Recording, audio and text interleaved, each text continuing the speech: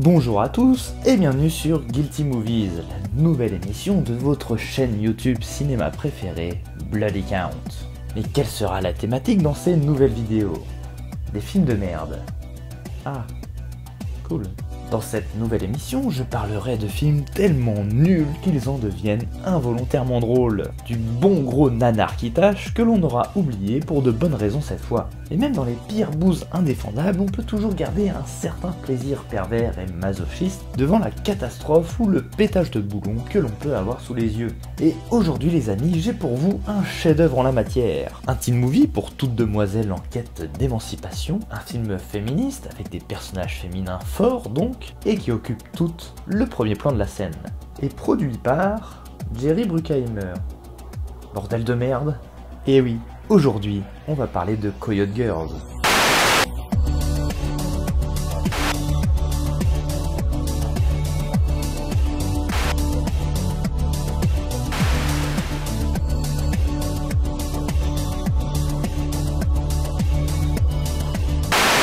Sorti pile aux années 2000, Coyote Girls est une production de Jerry Bruckheimer, réalisée par un obscur kidam du nom de David McNally. Mais c'était qui déjà ce Jerry Bruckheimer? Eh bien pour les têtes en l'air qui ont du mal à retenir les noms, c'était le producteur phare d'Hollywood durant les années 80-90. Sans lui, pas de Top Gun, ou de flics de Beverly Hills non plus. Ni de Armageddon, de The Rock, des ailes de l'enfer.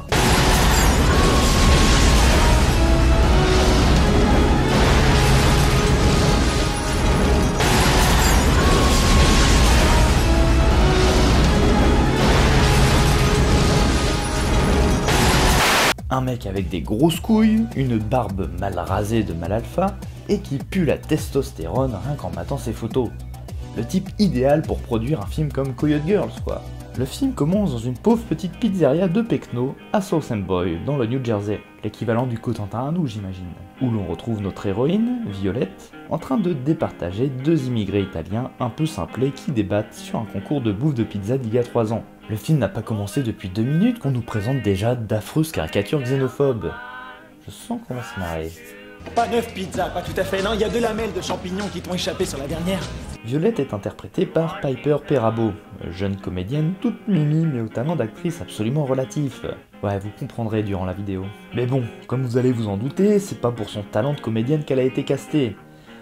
Plutôt parce qu'elle est bonne chanteuse.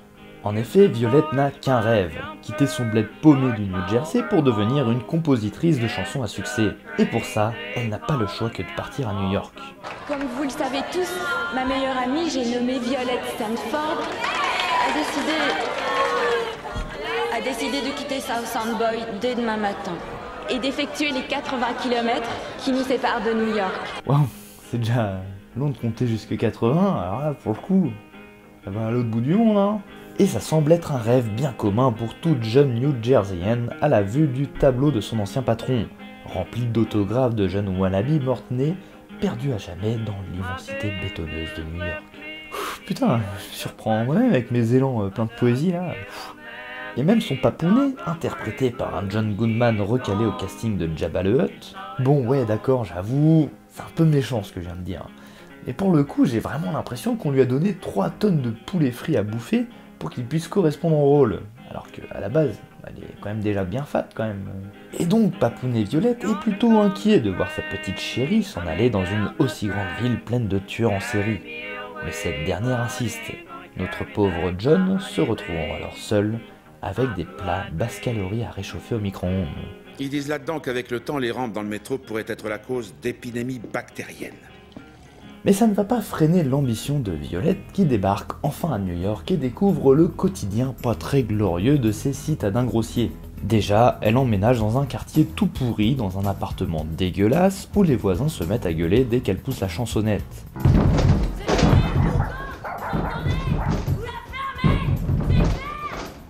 Ce qui va être l'occasion pour elle de grimper sur le toit de son immeuble pour composer de petites chansons pop toutes mimi qu'on a l'impression d'avoir entendues au moins 1 milliard de fois. Et elle va tenter de vendre ses chefs-d'œuvre directement en se rendant au siège de différents labels. Mais la belle va se faire envoyer chier par toutes ces biatches jalouses de son talent. Bienvenue dans le monde de la musique business.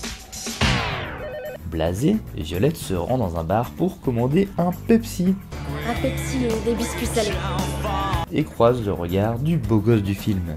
Ah bah oui, tout film féministe se doit d'avoir un beau mâle à draguer. Un beau gosse donc, accompagné d'un harem de meufs qui fait de lui une personne influente aux yeux de Violette, à qui on lui fait croire qu'il s'agit d'un fameux dénicheur de talent. Ce qui n'est pas du tout le cas, vu que le mec grille juste des steaks hachés dans ce bar couteau suisse qui fait aussi restaurant et salle de concert. Mais vu que les hommes sont à peu près tous des bouffons dans ce film, au lieu de jouer la carte de l'humilité et lui dire que la belle s'est faite berner, il va jouer le jeu et se faire passer pour un grand impresario, au moment où son chef déboule en l'engueulant d'avoir laissé traîner son tablier. J'imagine que d'autres ont été virés pour moins que ça. Donc le mec essaie de rester dans son rôle, mais il est tellement mauvais que Violette est blasée de cette fête truffée. Rigolez pas, elle le dit elle-même. En résumé, je viens de passer, on va dire, pour une truffe. Et c'est ainsi que ce jeune connard du nom de Kevin O'Donnell va commencer à la harceler comme un gros relou. Ils finissent par se séparer d'un commun accord, avec en prime une petite réplique de Kevin pas piqué des hannetons. Pour ta gouverne, si j'ai regardé ton cul, c'était quoi? Premier quart d'heure à peine. Mesdemoiselles, j'aimerais savoir si c'est la bonne méthode pour avoir du succès auprès des dames. N'hésitez pas à me le dire dans la zone commentaire. Bon, en attendant, on a vu des girls, mais toujours pas de coyotes. Et puis d'ailleurs, ça n'a aucun sens, des coyotes à New York. Mais pas de panique, je suis là, je vais tout vous expliquer. Suite à d'autres tentatives infructueuses de partager son gros son auprès de Dr Dre, d'une tentative de chanson en live dans un bar qui vire au malaise total, quand cette dernière se débine devant tout le public, et d'un cambriolage dans son appartement tout neuf, Violette reprend ses esprits autour d'une part de tarte française dans un dîner. Elle aperçoit des meufs qui ont l'air d'avoir 15 ans d'âge mental vu qu'elles parient de l'argent sur le film préféré de leurs idoles. Elles commencent à faire leur chaudasse avec une bouteille de ketchup à la main devant toute la clientèle du dîner, dès qu'un bon gros R&B de supermarché est diffusé à la radio. Violette, impressionnée devant autant de skill, demande au barman si ces jeunes femmes sont des racoleuses. Ce sont des coyotes. Et ça tombe bien, elles sont en train de chouiner suffisamment fort pour laisser entendre qu'elles recherchent quelqu'un pour remplacer l'une de leurs collègues. Incroyable! Mais c'est ça qui est beau avec New York. Tout est possible. Violette se rend donc dans la tanière des coyotes et rencontre ainsi Lily, la propriétaire du lieu incarnée par la sexy Maria Bello. Et Lily, c'est un peu la meuf badass quoi. Elle va déjà lui faire porter un gros carton de bouteille à Violette, et en plus, elle lui demande si elle se drogue. C'est quoi cette boursouflure? Le four à pizza, à force de me brûler dessus pendant 4 ans tous les jours. Et du coup, Violette, elle commence à sortir un peu de ses gonds, quoi, et à lui répondre un peu cash. C'est vraiment vous la patronne parce que ces 2 derniers jours tout me tombe dessus et j'ai vraiment pas de temps à perdre. Avec une barmaid qui se prendrait pour ce qu'elle est pas. Sauf que bon, on la fait pas aussi facilement à Lily, qui commence à la regarder en mode coup de pression là. En même temps, c'est qui cette putain de gamine du New Jersey qui vient lui casser les pieds là? Tu attaques vendredi soir. Sois là à 11h pour le coup de feu. Vous me donnez le job? Non connasse, elle te provoque en duel de pistolet inoffensif. Et maintenant, cache-toi. À la prochaine fois, je m'occuperai de toi avec de vraies balles. Mais pour quelle raison Lily engagerait une petite pecnote comme Violette? Eh ben, parce que le mal de base chez nous se trimballe avec un nouveau-né dans le bénard, un gosse qui s'éveille à la vie là dans le futal. Mais attendez, mais c'est beauf! Et c'est de la misandrie! Je vais directement aller me plaindre sur Twitter. Violette débarque donc dans le repère malfamé des Coyote Girls, un tripot peuplé de raclures bourrées, de motards racistes et autres gangsters à qui on ne la fait pas. L'endroit pas trop conseillé pour une petite gamine qui s'appelle Violette et qui vient du New Jersey quoi. Elle fait la rencontre de ses nouvelles collègues qui semblent nettoyer le comptoir du bar avec leurs pantalons. Enfin je crois. Lily lui déchire son t-shirt pour avoir l'air plus wild et commence son service après une petite présentation du personnel. D'abord on a Rachel, la vilaine brune qui cogne sur tout ce qui est une quéquette qui bouge. Ensuite on a Camille, la Barbie blonde de la bande surnommée l'allumeuse de l'Est. C'est surtout une cruche qui n'arrête pas de glousser dès qu'elle sort une réplique. Et voilà, vous.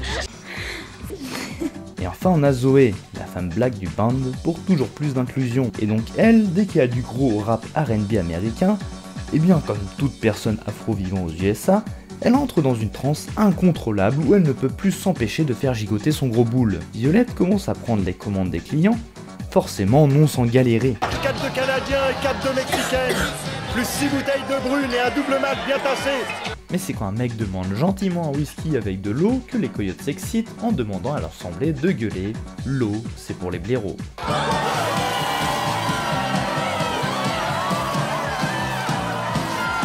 Mais Lily commence à en avoir marre de l'avoir planté comme un poteau à longueur de temps, alors que ses nouvelles copines s'excitent sur de la country bien moisie. Elle tente de la dégager, mais un incroyable Deus Ex Machina apparaît. Violette est capable de résoudre un conflit entre deux pochetrons en leur offrant un billet de 10 $. Et du coup elle la garde. Étonnamment gentille, cette Lily au caractère si trempé. Plus tard, Violette retrouve Kevin pour qu'il lui rende sa cassette.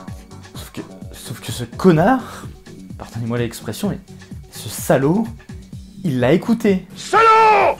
Tu l'as écouté par-dessus le marché? Donc cet enfoiré, il commence à chanter ses paroles, et tout quoi, par-dessus le marché. Et il commence à lui dire qu'il aimerait l'avoir chanté, et tout quoi là. Et là, Violette elle sort tout fièrement. Eh bien, je suis une coyote. Bien. Un peu comme si qu'elle faisait partie d'une secte trop cool, genre les Skulls. Vous voyez le chef-d'œuvre avec ce mec mort à l'intérieur qui joue dans Dawson, non? Bon, passons à la séquence suivante. Camille rejoint Violette pour le passage obligé de tout teen movie pour pucelle. La séance d'essayage à la Pretty Woman. Ce que je vous avais déjà dit, que le film s'est fait remarquer à l'époque pour son incroyable originalité.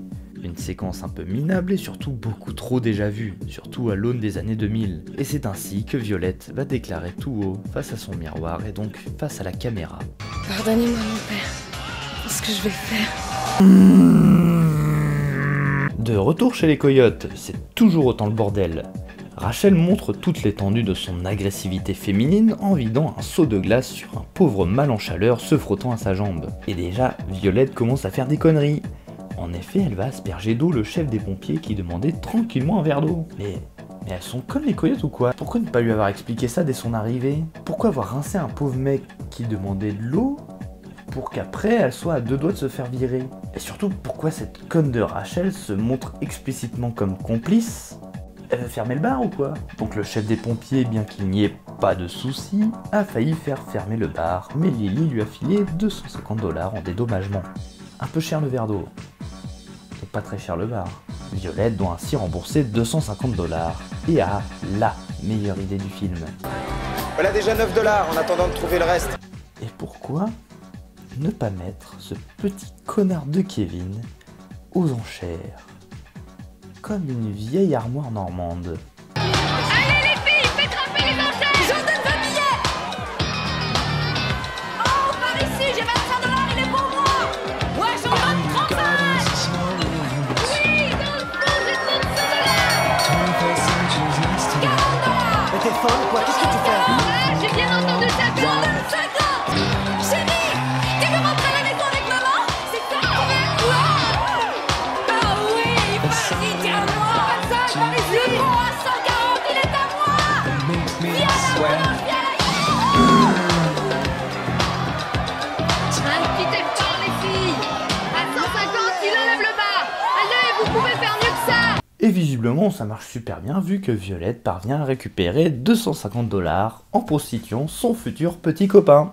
Et c'est assez subitement que ce bar de coyotes se retrouve exclusivement avec une clientèle féminine. Mais ça n'a pas suffi à le dégoûter vu qu'après son viol, il n'hésite pas à revenir vers Violette en racontant la vie de la meuf qui l'a violé. Bon, il avait l'air un peu d'accord en fait. Hein. En même temps, un trou c'est un trou hein. Trop marrant. Ben, il est 3h du mat, je veux ce que n'importe quel homme aimerait dans ce cas-là. Mec sérieux, c'est un film pour gamine là, donc il va mollo avec... Un petit déj. Putain. Et comme il s'est fait marchander son corps sans véritablement d'accord préalable, Violette doit se rattraper avec quelques rendez-vous qu'elle lui doit. Ils se rendent d'abord dans un dîner pour que Kevin puisse tranquillement faire ses affaires de dealer de drogue. Écoute, ce que tu trafiques ne regarde que toi, mais... Les aventures de Spider-Man, fascicule 128 est approche du 9. Mais putain, mais c'est quoi ce loup-bar en carton quoi? C'est quoi ce film aussi subversif qu'un Marvel? Et finissent par mater la ville endormie. allongée sur le capot, à se raconter des souvenirs. Tu veux que je te raconte un souvenir? Un souvenir? Oh oui. On apprend ainsi que Violette a trop le trac pour chanter ses chansons devant tout le monde, que sa mère absente la motive à avancer, et gna gna gna gna gna. Et donc, pour lui remonter le moral, Kevin lui propose une petite activité romantique que je tenterai très certainement afin d'impressionner des jeunes demoiselles, une fois que j'aurai publié cette vidéo. Regarde-moi tous ces poissons. Tiens, enfile ça, ça vaut mieux. Pourquoi? Qu'est-ce qu'on va faire? Tu vas m'aider à vider le prochain bac? Quoi? Tu plaisantes, j'espère? Non, c'est pas si terrible, je fais ça tout le temps. Bon, en même temps, quand tu te fais 100 $ en vidant un bac à poissons, on l'emmerde un peu le romantisme fleur bleue, hein. Mais ne vous inquiétez pas, vous qui êtes là pour du romantisme, des petits moments cucul à praline qui vont faire craquer votre petit pacemaker en chamallow. Car après que Kevin a accompagné Violette suite à leur escapade pleine de rebondissements, j'ai rarement vu quelqu'un qui en peste à ce point. Ce dernier revient au pas de sa porte, juste pour lui faire un bisou. Oh, c'est trop mignon. Le retour sur le coyote. Eh oui, le film s'appelle toujours Coyote Girls, hein. La soirée bat son plein quand la maréchaussée débarque tranquillou pour virer tout le monde. Le bordel commence à poindre. Michael Bay s'incruste même pour prendre Violette en photo pendant qu'elle se trémousse sur le comptoir. Camille se fait attraper par une bande de soifards en manque. Tout semble terminé pour elle, qui se fera très certainement sucer le sang ou bouffer les implants mammaires. Mais Violette intervient et sort son attaque ultime. Pousser la chansonnette sur One Way or Another de Blondie. Et ça marche. Ah oui, attends, je dis ça. Tous ces gros poivreaux vulgaires et malpolis se dressent comme des toutous hypnotisés par un sifflet à chien. Même la police décide de s'en aller. Mais pourquoi? Du coup, grosse standing ovation pour Violette qui se retrouve officiellement Coyote Girl en CDI. Bravo! Elle va fêter ça en se rendant chez Kevin pour lui faire un bisou. Et se barre. Et retourne chez elle pour composer ses morceaux de pop, au point où elle se transforme en Alanis Morissette de chez Wish. Et hop hop hop hop hop, un peu de hibbidi bop pour rester inclusif musicalement parlant. Alors qu'il n'y a même pas un morceau de black metal quoi. Bon, bande de racistes de la musique. Elle se fera inviter plus tard par Kevin qui va tenter de lui faire vaincre son trac du public en faisant une fausse représentation avec des mannequins ayant le portrait de célébrités historiques. Et Violette va très subtilement éviter la chose en se foutant à poil et nous offrir la petite séquence baise obligée dans tout teen movie romantique. Une scène incroyablement émoustillante qui ferait passer tout téléfilm érotique sur W9 pour un porno gonzo hardcore. Non, parce qu'en vrai c'est assez kitsch et ridicule à regarder, hein. Mais ne vous en faites pas les amis, la séquence baise a été coupée dans la version courte. Et Violette va enfin chanter devant Kevin. Il suffisait simplement de se foutre dans le noir et ça marche en fait. Et me faites pas croire qu'elle ne voit pas son mec quand elle chante, hein. On renchaîne ensuite sur une séquence montage où tout va bien dans sa vie, ça se fait des poutous dans la rue devant tout le monde et ça jongle avec des bouteilles. D'ailleurs, durant tout le film, Violette ira régulièrement voir son père qui se goinfra l'œil de fast-food lorsque sa petite fille chérie a le dos tourné, nous offrant ainsi plein de subtils placements de produits. Mais les choses vont mal tourner quand son daron va venir bouger son cul jusqu'au bar où Violette se trémousse alors qu'elle se balance toute de l'eau à la gueule. Forcément, relou comme il est, bah il est pas content. Sérieux, laisse-la se trémousser devant tous ces mecs en chaleur comme toutes les filles de son âge enfin. Et Violette aura beau essayer de lui expliquer, son père n'entend que dalle. Les collègues mettent ta photo dans leur cabine. Violette est un peu dans le bad. Elle essaye de le rappeler pour l'inviter à un concert qu'elle va donner, convaincue par Kevin alors qu'ils étaient en train de se faire des bisous dans un disquaire. Sauf que forcément, son implication totale chez les coyotes va avoir raison de son envie de se bouger le cul et de réussir dans la vie. Elle demande à Lily de partir plus tôt, mais le bar est full, et au lieu de faire sa meuf wild, elle va continuer de servir des bières en faisant la moue. Et ça ne va pas forcément plaire à Kevin qui avait tout organisé, et qui se voit contraint désormais de donner son fameux comics de Spider-Man en guise de remboursement. Putain, bah si c'est aussi simple, j'allais payer mes bouts de shit avec des DVD Avengers moi. Ainsi, Violette peut continuer tranquillou à faire sa chaudasse sur le comptoir avec l'un des habitués, alors que Kevin entre dans le bar. Il finit par intervenir en tapant tout le monde, jusqu'à démolir le jukebox. Donc là, ça chie entre Violette et Kevin qui va lui balancer toutes ses vérités dans la gueule. Mais aussi entre Violette et Lily, vu que son petit copain a tout démoli dans le bar, eh bien elle est virée. Là, forcément, c'est la fameuse séquence de remise en question, où Violette va chouiner en matant des photos de sa maman, en chantant des chansons sur le toit avec des petites bougies allumées partout. On la retrouve alors bien plus tard. Sa fameuse copine qui l'a aidé à déménager se marie et elle retrouve ainsi son père qui n'a toujours pas l'air de comprendre ce qu'il fait dans le film, mais ça leur permet de discuter. Ton père vaut 20 sur 20. C'est 21 qu'il vaut. Et même 22 quand il veut. Oh oui, mon papa, c'est le meilleur du monde. Et se retrouvent à danser mollement, faisant un peu la gueule. Mais ils peuvent s'expliquer, un peu. Non, ce qui me chagrine, c'est que pour la première fois de ma vie, j'ai eu honte de ma fille. Et jamais j'aurais pensé que ça puisse être possible. Et loi de Murphy invoquée gratos oblige, les choses ne vont pas s'arranger pour elle vu qu'elle rate de peu les appels de l'homme de sa vie. Rappelle-le, non?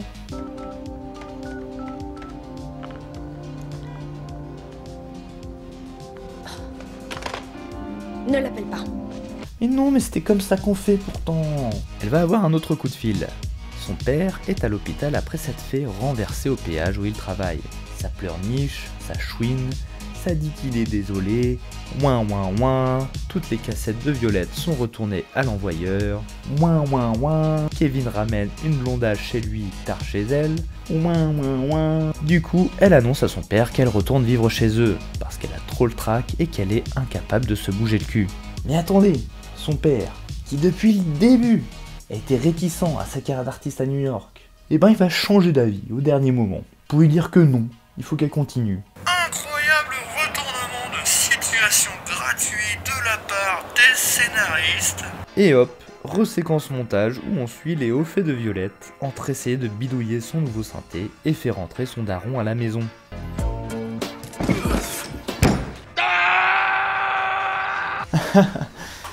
C'est juste drôle parce qu'il a mal. J'aime bien. Violette trouve un petit tract où sa recherche de jeunes talents. Elle fait la gogole avec les réglages du mixeur, puis presse une belle démo sur CD-ROM. Une technologie que les moins de 18 ans ne peuvent pas connaître. Et parce qu'on est toujours dans Coyote Girls, Violette va recevoir la visite de Lily, son ancienne patronne, alors qu'elle est serveuse dans un restaurant. Alors ça discute poliment, rigolant et tout, et là Lily lui annonce. Elle peut revenir bosser quand elle veut. Oh là là, vous sentez le happy ending là, prêt à poindre le bout de son nez. Ensuite, elle rentre chez elle, et là elle a une réponse positive du showcase. Ouh, oh là là! On va chez Kevin, et là on apprend que la blondasse, elle vient juste sous-louer son appartement. Et en plus elle est fiancée. Donc, Kevin est toujours célibataire. Le grand soir arrive, Violette aide son père à se préparer, sauf qu'il est lui-même tellement stressé qu'il a pris une masse de pellicule pour prendre sa fille en photo. Pour une seule chanson. T'as raison, je ferais mieux d'en prendre une autre. Et là, préparez-vous pour le meilleur truc de prolo que j'ai vu dans un film de cinéma. Vu que le daron de Violette est guichetier en péage, il va demander à ses collègues de faire une aide d'honneur pour motiver sa fille. Vous attendez forcément un truc spectaculaire, hein. Attention pour la fille de 10 enfants, on a le consigne. 3, 2, 1, feu. Violette, regarde ça. C'est dingue. Ils sont tellement fiers de cette idée qu'ils la refont une minute plus tard, alors que Violette se débine encore et fait demi-tour. En plein milieu de l'autoroute, hein. Mais tout va bien vu que Violette débarque au bon moment alors que la salle est full. Mais au dernier moment, genre carrément sur scène, elle va encore se débiner. Mais meuf, t'as plus aucune raison d'avoir le trac, putain. T'as résolu tous tes soucis freudiens avec ton papa et ta maman. Et puis merde, vas-y, chante là, histoire que le film se termine. Mais heureusement, une mystérieuse main va couper le courant, plongeant la salle dans le noir. Mais les instruments fonctionnent très bien, et Violette peut se mettre à chanter du Britney Spears. Attendez une minute, elle a l'air très à l'aise là. C'est pas du cinéma qu'elle nous fait depuis le début? Standing ovation, hein. Forcément, tout le monde va adorer une soupe pareille. Et le film se termine 3 mois plus tard. Tout se finit au bar des Coyote Girls où tout le monde chante la chanson de Violette. Et par-dessus le marché, vu qu'on a adoré la scène de prostitution forcée de Kevin, Violette va récidiver avec son père. Et elle arrive à le vendre 150 balles. Un bon gros beefsteak en somme. Pour qu'il puisse tremper sa quéquette avec une future belle maman. Et le film se termine sur Violette et Kevin qui se font des bisous sur la pire chanson du monde. Et c'est la fin. Alors, c'est bien ou pas? Je sais bien que ce film est considéré comme culte pour toute une génération de jeunes filles et ados ayant grandi dans les années 2000. La bande originale du film a été certifiée triple platine, s'étant ainsi vendue à plus de 3 millions d'exemplaires, après avoir gardé la première place dans le top 40 du Billboard pendant plus d'1 an. Même pour Cosmopolitan, Coyote Girl, c'est le film des années 2000 qu'on a vu et revu, s'identifiant juste un peu à la timide Violette qui débarque au Coyote Ugly et devient la reine du show. En même temps, Cosmopolitan, c'est un peu la référence en matière de cinéma, hein. N'en déplaise au cahier. Et effectivement, Coyote Girl semble être une proposition pour toute jeune fille de 14 ans cherchant absolument à s'émanciper. Quitter le cocon familial dans une région provinciale, être attirée par les feux de la ville et pouvoir vivre sa vie d'artiste, vivre une vie secrète de femme indomptable et prendre le dessus sur une masse de mâles obsédés par le cul et l'alcool. Ouais, c'est pas très tolérant envers les mecs ça quand même. Et pourtant, ironiquement, le film n'est pas si véhément vers la jante masculine. Tout simplement parce que le film est d'un conformisme et d'une naïveté qui navigue entre le malaise idiot et la mignonnerie involontairement drôle. Rien que voir le personnage de Violette, censée être la petite princesse naïve issue de la Cambrousse, on a plutôt affaire ici à une sorte de cruche niaise, certes plutôt mignonne, mais tellement inexpressive et stupide. Mais dès qu'elle se lâche, c'est une vraie chaudasse qui balance des regards lascifs de la même manière qu'un bovin devant sa touffe d'herbe. C'est parfois très gênant lorsqu'elle balance certaines répliques. Pardonnez-moi mon père, qu'est-ce que je vais faire? Et c'est généralement très drôle quand il s'agit de jouer de manière plus intensive. Elle a l'air parfois complètement shootée au cannabis quoi. On a aussi quelques autres éléments nanars à ne surtout pas passer au silence. Entre les personnages secondaires qui sont tous des stéréotypes, les autres coyotes n'existent que par leur fonction. La rebelle qui veut défoncer tout le monde. Mollo, Rachel, c'est pas un poids léger et t'es en liberté conditionnelle. T'inquiète, je contrôle mes nerfs depuis que j'ai suivi leur stage. D'accord. La blonde cruche, la blague qui se trémousse dès qu'un beat hip-hop apparaît, c'est un véritable festival de mauvais goût. Mais personnellement, ce qui me tue dans ce film sont certaines séquences complètement ubuesques et what the fuck, comme le rencard où ça vide les bacs à poissons, mais surtout cette fameuse aide d'honneur à la fin du film qui m'a littéralement achevé. Ça reste néanmoins une belle manière de mettre en valeur les prolos dans ces films américains. J'ai d'ailleurs découvert durant mes pérégrinations dans les contrées de l'internet que le cinéaste Kevin Smith a carrément participé au premier jet de scénario.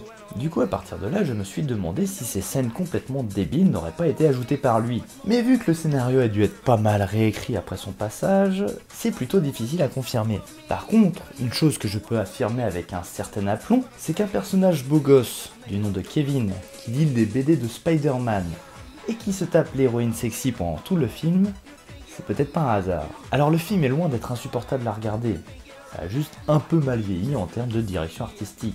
Et surtout de choix de musique. Et c'est d'ailleurs assez drôle de voir que certains angles de caméra privilégiés par notre bon vieux Michael Bay sont pas mal utilisés dans ce film.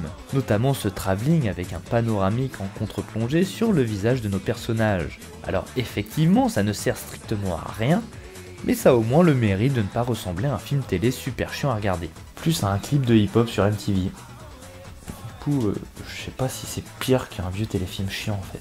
Et puis il y a tellement de plans en contre-plongée, que ce soit sur les personnages ou sur leur cul, à croire que le chef-op a chopé un limbago à vie à cause de ce film. Autre truc qui me fait particulièrement triper, la figuration est beaucoup trop mise en avant, et elle joue vraiment n'importe comment. On a même droit à un caméo parfaitement inutile de Johnny Knoxville. La fameuse star de Jackass apparaît une petite minute pour faire n'importe quoi, puis bye bye. De plus, Coyote Girls n'hésite jamais à se prostituer quand il en a l'occasion, et je veux bien entendu parler ici de placement produit. Le film les affiche de manière si flagrante que l'on reconnaît bien là que l'on est dans une production Jerry Bruckheimer. C'est vraiment hallucinant. Pour conclure, j'avoue prendre beaucoup de plaisir à voir ce teen movie cucu qu'est Coyote Girls.